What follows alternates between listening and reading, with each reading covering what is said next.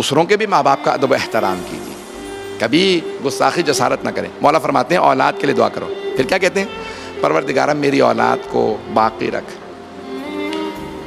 جو چھوٹے ہیں انہیں اتنی زندگی دے یہ بڑے ہو جائیں، جو بیمار ہیں انہیں صحت دے دے۔ پروردگارہ جو جوان ہیں میرے ان بچوں کو باکمال بنا۔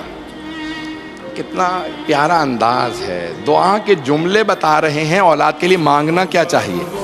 توجہ کیجئے گا، ماں باپ کہتے ہیں بیٹا بڑے آدمی بننا، کہتے ہیں یا نہیں کہتے؟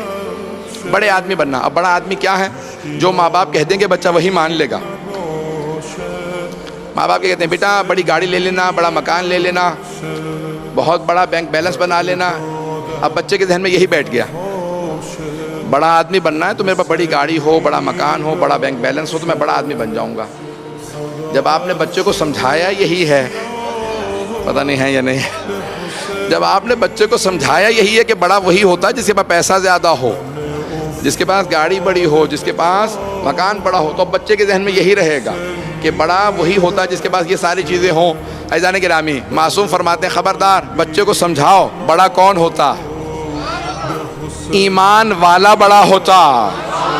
سرور کائنات کے سامنے دو صحابی بیٹھے ہیں، ایک بہت غریب تھے، ایک بہت پیسے والے تھے۔ جو پیسے والے تھے وہ سامنے بیٹھے تھے، اتنے میں غریب آئے صحابی، وہ ساتھ بیٹھ گئے۔ کیوں؟ جو عاشق ہوتا ہے نا، شوق ہوتا ہے میں آگے جا کے بیٹھوں، پتہ نہیں ہے یا نہیں، بار بار پیچھے سے اٹھ کے آ رہے تھے میں سرور کائنات کے سامنے بیٹھوں، مجھے زیارت کرنی ہے۔ جیسے ہی آ کے بیٹھے وہ جو امیر صحابی تھے انہوں نے اپنی ابا کھینچی کہ یہ غریب ہے، گندے کپڑوں کے اندر آیا، میری ابا کہیں خراب نہ ہو جائے۔ سرور کائنات کی داڑھی کے بال کھڑے ہو گئے، جنہیں رحمت للعالمین اللہ نے کہا۔ انہوں نے غضب سے دیکھا کہ اگر یہ غریب تیرے ساتھ بیٹھ گیا تھا کہیں تیری دولت اسے چلی جاتی، تو نے اپنی ابا کو کھینچا۔ کہا یا رسول خدا میں نے آپ کو کبھی غضب میں نہیں دیکھا، آج آپ بہت غضب میں ہیں، مجھے معاف کر دیں۔ کہا معافی مجھ سے نہیں، اس سے مانگ جو غریب ہے۔ تو نے اس کا دل دکھایا تو کہا کہ یا رسول اللہ اگر میں اپنی آدھی دولت اسے دے دوں تو کیا یہ مجھے معاف کر دے گا؟